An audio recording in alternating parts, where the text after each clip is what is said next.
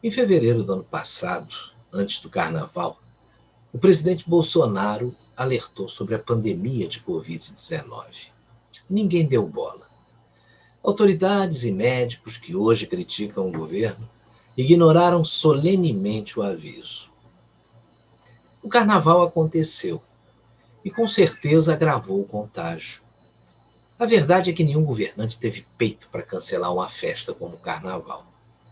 E se você pesquisar no Google, vai ver que alguns até desdenharam do presidente nessa época. A pandemia veio e fez um estrago na saúde e na economia.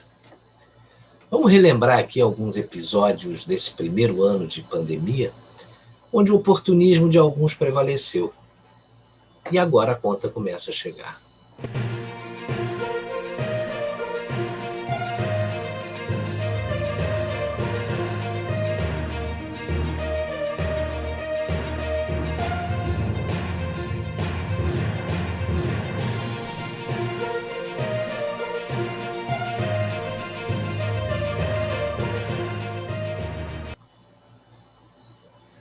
No dia 15 de abril do ano passado, o Supremo Tribunal Federal reafirmou o poder de governadores e prefeitos para determinar medidas restritivas durante a pandemia do novo coronavírus. A decisão também estabeleceu que estados e municípios poderiam definir quais as atividades que seriam suspensas e os serviços que não teriam interrupção. A decisão esvaziou os poderes do governo sobre a definição de quais atividades não poderiam ser afetadas pelas medidas de isolamento. Muita gente deve lembrar que a Advocacia Geral da União defendeu as medidas de governadores e prefeitos não poderiam afetar os serviços considerados essenciais pelo governo federal. Só que esse argumento foi rejeitado pelos ministros do Supremo, que reafirmaram que estados e municípios tinham o poder de definir quais os serviços seriam atingidos pelas medidas decretadas por eles. Bolsonaro tinha editado uma medida provisória que foi contestada na época pelo PDT, o partido do Ciro Gomes. Essa MP concentrava no governo federal o poder de decisão sobre medidas como isolamento, quarentena, restrição de locomoção por rodovias, portos e aeroportos, interdição de atividades e serviços essenciais, que é perfeitamente razoável. Na ocasião, a maioria dos ministros defendeu que o governo federal só poderia classificar como essenciais atividades de interesse nacional e que os governadores e prefeitos poderiam definir, sim, quais seriam as atividades essenciais que não podem ser alvo de restrição no âmbito dos seus estados e municípios. A partir desse episódio, governadores se sentiram assim, empoderados, né? E muitos deles deixaram aflorar aí o seu viés autoritário e ditatorial. E o governo federal se transformou num mero repassador de recursos. Como se trata de um estado de calamidade, esses grupos usaram esses recursos sem licitação. E a farra foi grande. A gente cansou de ver notícias sobre a compra de respiradores que nunca chegaram, ou que não eram adequados para o tratamento contra a Covid-19, além de inúmeros outros desvios de dinheiro que deveria ser usado no combate à pandemia. O roubo foi tão grande que a prática teve até apelido, Covidão. Veja que a decisão do STF tirou o protagonismo do governo federal.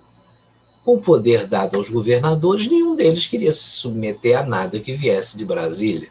Só queriam o dinheiro mesmo. Muitos deles até condenaram o tratamento precoce recomendado por muitos médicos que, pelo visto, poderiam ter evitado muitas mortes. Exemplos de sucesso não faltam. Em Belém do Pará, ele foi introduzido após o sistema de lá entrar em colapso. E em cerca de 40 dias, esse colapso foi revertido. No caso de Belém, o protocolo foi introduzido pela Unimed, que também fez o mesmo na cidade de Brusque, em Santa Catarina. Na cidade de Porto Feliz, no interior de São Paulo, o prefeito, que é médico, adotou o tratamento precoce e minimizou os problemas relacionados à doença na cidade. A velha imprensa contesta e se baseia na afirmação da comunidade científica que diz que não existe tratamento precoce para a Covid-19. Agora, essa comunidade científica na qual a imprensa se baseia corresponde a um grupo que pensa dessa forma. Não são todos. Há outro grupo que defende o tratamento precoce e que apresenta resultados práticos. Mas com certeza existe um interesse muito grande de determinados grupos, e neles estão os laboratórios que lucram com a vacina. Aí eles querem condenar qualquer tipo de iniciativa que vá de encontro com os seus interesses. Eu não estou dizendo que a vacina não é importante, mas o tratamento precoce também é importante e ajuda a evitar o colapso no sistema de saúde, que já era precário muito antes da chegada da Covid. O tempo todo, Bolsonaro alertou que, por determinação do STF, ele não poderia interferir nos estados que cometeram aí abusos inimagináveis. A decisão foi muito clara e basta recorrer aí aos arquivos dos jornais para você constatar a abrangência da decisão do STF, estampada aí nas suas manchetes. Só que quando começaram a aparecer os resultados de medidas precipitadas, ineficazes, com aumento do número de mortes por Covid, aí o Supremo já quis tirar o corpo fora, dizendo que nunca proibiu o presidente de atuar e querendo cobrar do governo federal a responsabilidade pelo caos causado por governadores e prefeitos. Olha, receberam muito dinheiro para montar hospitais de campanha. Alguns foram montados, outros nem chegaram a operar. Teve também aqueles que foram montados a meia bomba e fechados depois. Um desperdício absurdo de dinheiro público. E olha que já se falava aí em uma segunda onda. Então por que desmontaram os hospitais? A minha conclusão é que desmontar era preciso para depois pedir mais dinheiro para o mesmo fim. Os governadores e prefeitos tiveram total liberdade para combater o problema. Receberam dinheiro e aplicaram mal. Agora querem dar um jeito de empurrar o pepino que eles mesmos criaram para o governo federal, que foi tratado por eles como o grande inimigo do Brasil. A autonomia que receberam pela Constituição foi deformada pelo STF, e aí virou soberania. Durante praticamente um ano ignoraram solenemente o governo central. E quando começaram a dizer que não tinham mais dinheiro para combater a pandemia, o presidente Bolsonaro publicou quanto cada estado recebeu do governo federal para combater o vírus. E a chiadeira foi geral. Uma série de tabelas enviadas pela equipe econômica detalhou como é que foram divididos entre os entes federativos os 180 bilhões em medidas focadas aí na pandemia. Isso aí inclui os valores em execução orçamentária, o resultado da suspensão de dívidas e outros itens aí sem grande impacto no resultado. Se você considerar todo o dinheiro enviado aos estados, incluindo o dinheiro para combate à pandemia, o governo repassou até 15 de janeiro desse ano cerca de 847 bilhões de reais. Só em auxílios foram cerca de 293 bilhões. Os números são astronômicos.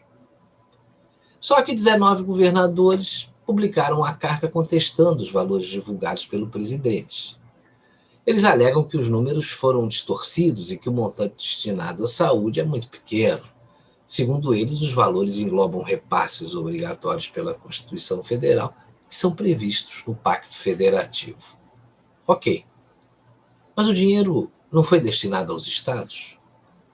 E você tem que considerar, sim, a suspensão do pagamento da dívida com o governo federal e o auxílio emergencial também, por que não? Se o estado não paga sua dívida, ele fica com dinheiro em caixa. O dinheiro do auxílio foi destinado para a população de cada estado. Talvez esse pessoal esteja chiando aí porque o dinheiro não passou pela mão deles, né? E aí não tem como meter a mão. E tem uma outra coisa. Com essas viagens que o presidente está fazendo aos estados, os governadores e prefeitos estão constatando que ele tem mais popularidade e, consequentemente, mais poder eleitoral do que eles. Essa oposição raivosa tem relação com a perda de poder. E isso está afetando muito esse pessoal. Eles estão em guerra com o presidente. Mas agora, depois dos resultados catastróficos, tem governador querendo propor que haja um consenso, em virtude da situação que está se agravando no país, que o governo federal aí assuma o controle, né? É isso que eles estão querendo. Aí o governo federal assume a coordenação de um plano emergencial.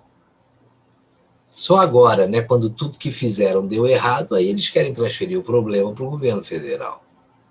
A autonomia que os governadores e prefeitos tiveram, ela vem lastreada pela responsabilidade, que é exclusiva de quem tomou as providências e precisa responder por elas. O governo federal tem seu papel que precisa ser restabelecido.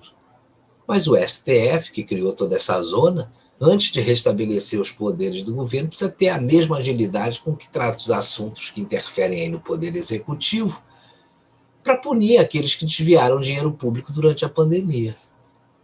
Veja só como são as coisas. No domingo, a ministra Rosa Weber do Supremo determinou que o Ministério da Saúde volte a custear leitos de UTI para pacientes com coronavírus nos estados da Bahia, do Maranhão e de São Paulo. De acordo com a magistrada, o momento atual vem se mostrando ainda mais desafiador diante aí das evidências científicas de novas cepas, mutações e variantes do coronavírus. Rosa Weber acrescentou que, diante desse cenário preocupante, não é constitucionalmente aceitável qualquer retrocesso nas políticas públicas de saúde. Como, por exemplo, no ponto em que aqui importa, que resulta em um decréscimo no número de leitos de UTI habilitados pela União. Quer dizer, o governo federal manda dinheiro para os estados, que estão há um ano, por determinação do STF, decidindo o que querem, e o Supremo ainda toma uma decisão dessas. Ninguém cobrou do Dória a compra de respiradores que não chegaram, de aventais superfaturados e de outros insumos. Na Bahia, o governo é petista e a gente já sabe mais ou menos como é que eles costumam governar, né? E no Maranhão, o governador poderia, o Flávio Dino, né, poderia deixar de construir motéis para presos e investir em leitos de UTI. Se os governadores querem mesmo salvar vidas, como dizem em seus discursos, também precisam fazer um pouco de sacrifício, né? Isso aí é um negócio que todo mundo tem que se envolver. Ele não pode querer só usar o dinheiro do governo federal. Tem que fazer dar a sua cota aí de sacrifício também. Dinheiro eles receberam.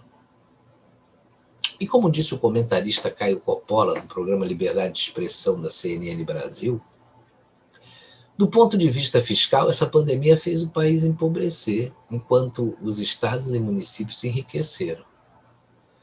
Aí ele diz que, se você quiser ser massa de manobra, automaticamente culpar o presidente da República ou o ministro da Saúde pela falta de leitos em hospitais municipais e estaduais, ele diz, fique à vontade.